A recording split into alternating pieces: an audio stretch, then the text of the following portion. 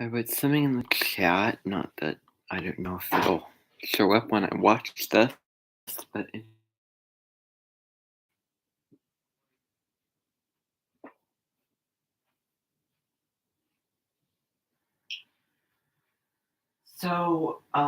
what I wanted to talk to you all about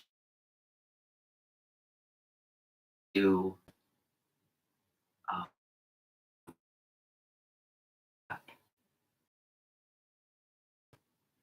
and I think it's huge because it teaches all of us.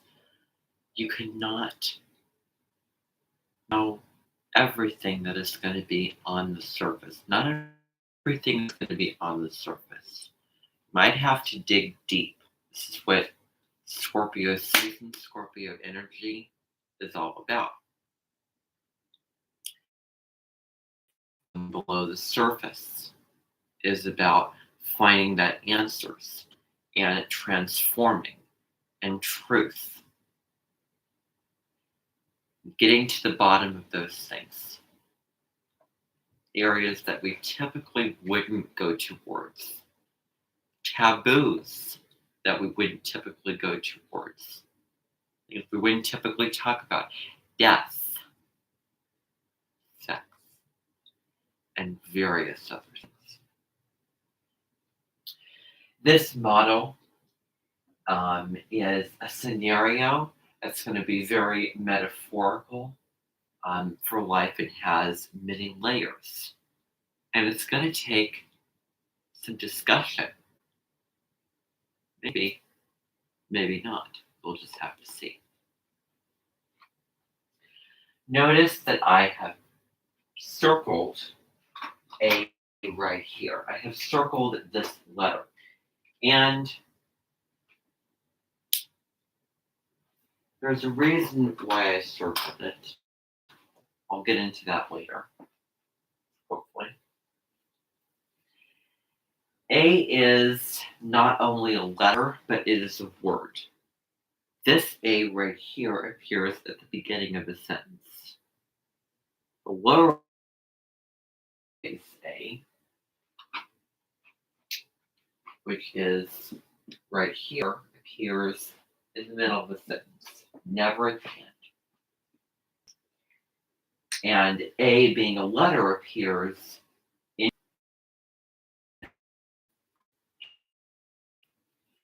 But anyway, this Nordic party takes place in Arendelle. That's what the A stands for. But oppositely, the A stands for something else. So, for the Nordic party, we have a couple of themes, a couple of terms and aspects of the party that I'm going to be going through and just discussing in a very slight way, but so that you can get it and hopefully have a rich understanding of this party. Because it's not about the aspects of the party. It's about what happens at the party, what it means, what it really means.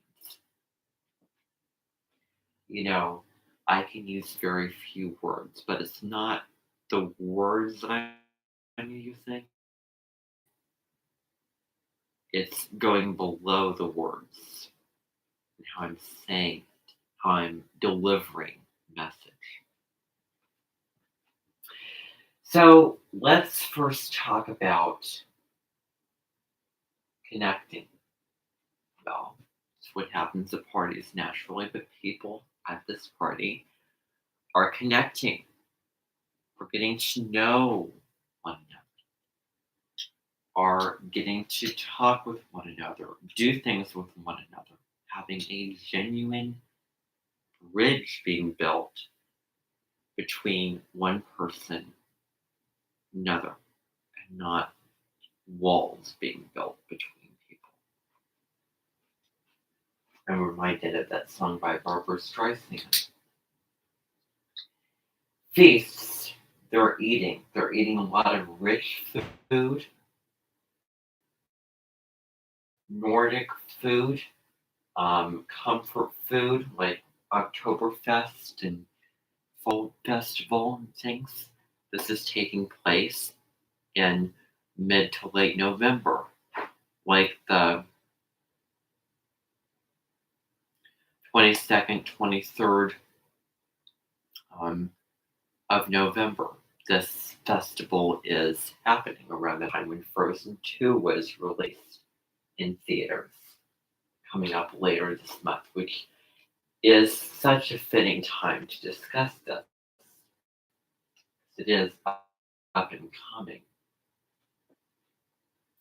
And Arendelle, as you know, is the city in Frozen 2,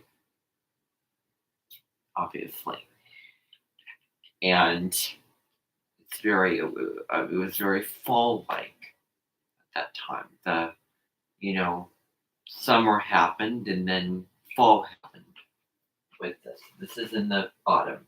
This is in the, after that harvest season, honoring the 95th. Let's just imagine 95th anniversary of Arendelle. And on this 95th anniversary, people shared their gifts, not only their physical gifts, not only the material gifts that they create for others, because this is part of this festival, and they give away the things that they don't need, giving things to others because they care about them, but their presence and their kindness and their soul and just being there and gratitude and all of those really wonderful Huga and spiritual um, traits and characteristics. So sharing those, exchanging gifts. There's a card in the Woto deck called Exchanging Gifts, and that is what that is about. What light that you have to bring on to others in the world. Then the people are laughing, laughing at the party, playing games, laughing, having fun in their own ways. Having fun is different based off of how you define it. Some may have fun through the eating aspect. Some may have more fun through the dancing or just the calm still. It's how you look at it and what you prefer, what your preferences are, and your definition of having fun. So that has many facets. Dancing, there's a lot of dancing. There's a lot of folk dancing going on. People are celebrating. People are commemorating. And also, the final thing, which I know looks to be a random term, but it's pancakes. Let's just imagine that you're living alone in a Nordic, well, not necessarily a Nordic village, but you lived out in the rural country. And you, on Saturday mornings, let's just imagine, Saturday and Sunday mornings, had either pancakes, French toast, waffles, or, yeah, or donuts for breakfast. And you took somebody in last night, Friday. You took, let's just imagine, you took somebody in to your home. And that next morning, they woke up, they had their, whatever drink that they have, they get their clothes on, and you say to this person, I'm going to surprise you because I know that you are in desperate circumstances and you are alone and you need food and you need a home that I can provide you with and resources and things like that. It's serving somebody, caring for somebody. And Person likes surprises, and you surprise the person with pancakes and or French. Okay, pancakes. Let's just say pancakes. You surprise the person with pancakes. Okay, yeah, surprise the person with pancakes. But it's not about the food, it's about the time. For breakfast, a person would not look at you like you had horns, but the person would look at you like you had horns.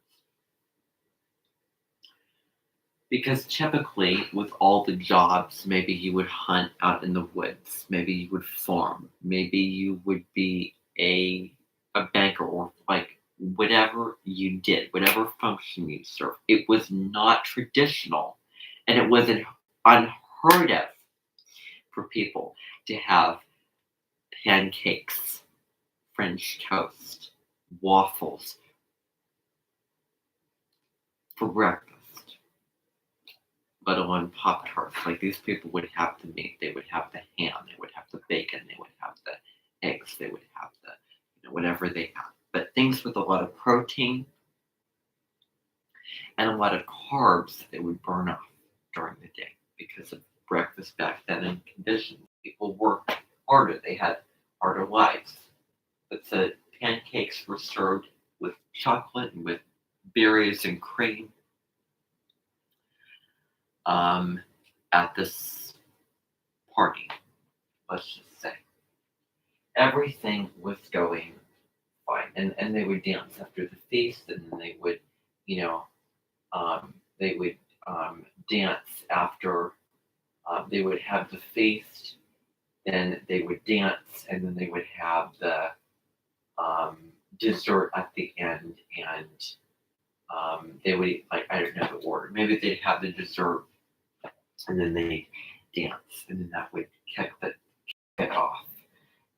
Those cycles of water, air, earth, and fire going through that, going through that party model, party pro element model type connection. But so everything was going according to plan. People were dancing around, having so much fun. And then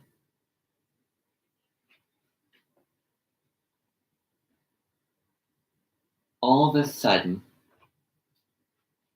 out of nowhere,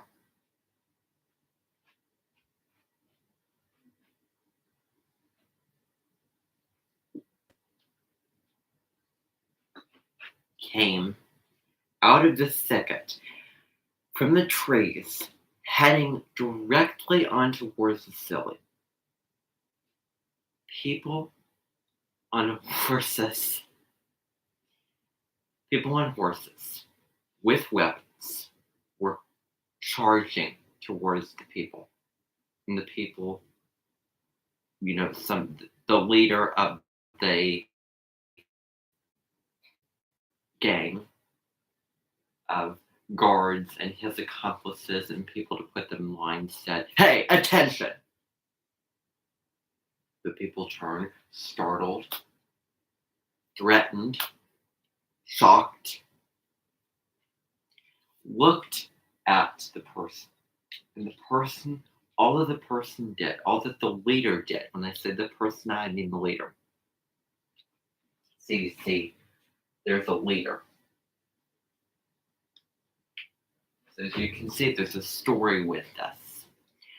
So this leader said directly to the people, in a very honest, straightforward way where the people would get it. And there were guards with weapons that were spreading out on the people to make sure that the people would follow this person's orders and that they would get the message and follow him and do what he was asking. And when he was asking, a cover is not the book. He may have seemed to be evil and trying to, I mean, the black and white message is to try to hurt these people. He said, honestly, give me all of your money. I'll leave you alone. That's all that he said. And he was threatening them, and he was desperate. The men helped him to get the money, and it actually wasn't him; it was a bunch of people because they knew that Arendelle was a rich hub, mecca for money. They had stacks of it in their archives, in their buildings, in their warehouses, in their shops, in their banks, in their churches, in their homes.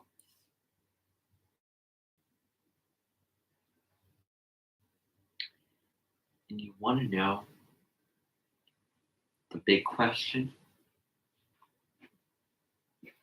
Are people martyrs? Are they going to risk thing that they have worked for? All the time, the effort, the blood, sweat, and tears, the dedication, the commitment, the determination for others, and giving up all of that. The people threaten them because they know people and they want to get their way. They're using those tactics. But you want to know the huge shocker?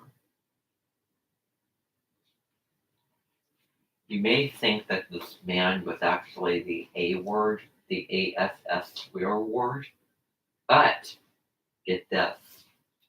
This leader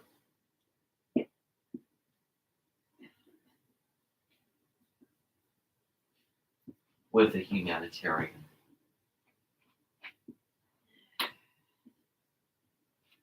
He was a humanitarian. He had a genuine love, curiosity, appreciation, and openness and wonder about people from all walks of life. He cared about people, about society, about the planet, about that our values, and he wanted to shake things up. He wanted to stir things up. He wanted to get rid of the root of all evil. And the root of all evil is money. He wanted to have these people give him the money so that he could destroy it. And that then they'd find another form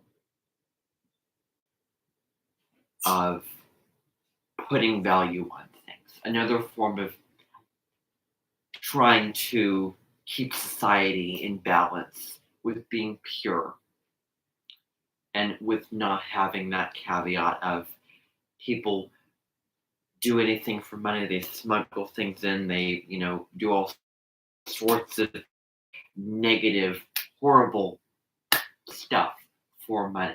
He wanted to get rid of all of that hatred, suicide, power, desperation, selfishness, all of that. He wanted to remove it because he cared. And he cared for all of those people.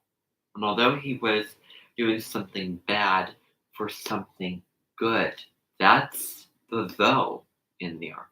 That's the though. That's the however he was doing something good. So that you know, and then he would, you know, and if I said that he'd give them money in return, If I said that, I'm sorry. I didn't mean that. And then he would just leave them, get on with their festival, and then they'd come back and change themselves around and try to help the people and try to change the world in these ways. You leave them alone, let them enjoy their celebration, and then history would be made in this land, in this Arendelle, and that's a whole nother story. Who knows what would happen? Who knows what other form? Who knows what would do? Maybe they would barter, maybe they would trade, but something would have to happen. Something would have to change. And this Nordic party is just a model, metaphorically, to show what happens in the world, problems in the world, what people do to solve them, and what maybe their motives aren't clear to others, what some people perceive as not being the truth of what others are trying to do. And yeah, so that's what would happen. So that is the Nordic party model. Find another way to get the resources that they would need that would be in a good way, a pure way, but yet having a form of currency and things that people wouldn't